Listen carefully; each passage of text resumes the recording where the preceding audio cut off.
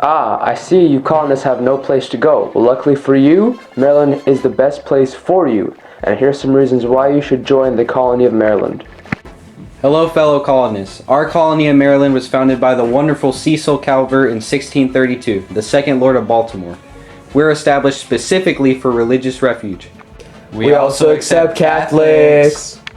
Now to talk about our land and town development. Currently we are in the northwest part of Annapolis.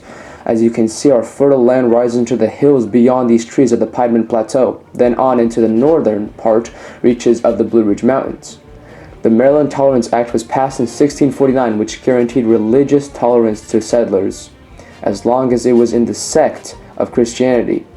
After England's Glorious Revolution in 1688, Catholicism was outlawed in Maryland until after the Revolutionary War. At the time, the Puritan government burned down all original Catholic churches in Maryland. Our land is great for farming, specifically for our cash crop, tobacco. By the 1700s, our colony and our neighboring colony, Virginia, became plantation economies. Now let's introduce you to our government. We're proud to say that Maryland has the first proprietary government, which means that the proprietor has executive authority. Cecil Calvert's father, George Calvert, the first Baron Baltimore, was a Roman Catholic who faced discrimination in England. He asked for and was granted a charter to found a new colony in North America, that being our wonderful state of Maryland. A legislative assembly was created to consent to the laws passed by the governor. There are currently two houses, one of the freeman and the second consists of the governor and his council. Now let's talk about our amazing economy. Even though we grew very poor, we're threatened with bankruptcy because of the issue of large amounts of paper money, which created high economic inflation for us. That does not matter, because our economy was reliant on the production of tobacco and the institution of slavery. Since the 1600s, Maryland's economy revolved around the tobacco market. Baltimore was an extremely important port for shipping tobacco and eventually became a major manufacturing, transportation, and trade center.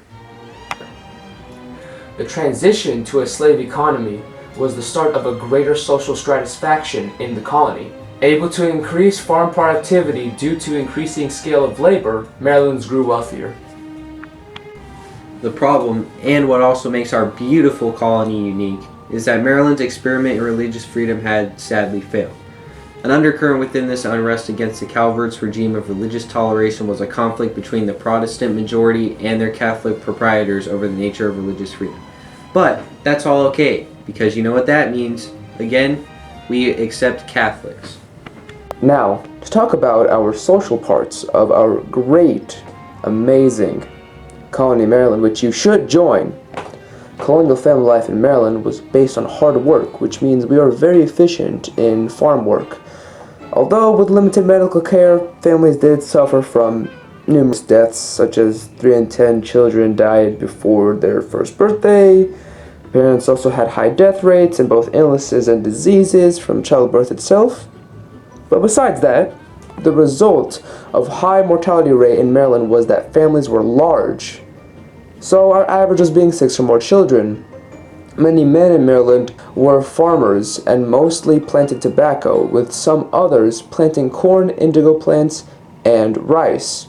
This resulted in non-bankruptcy and we grew wealthier as time went on. As you can see, that's all the info we have today.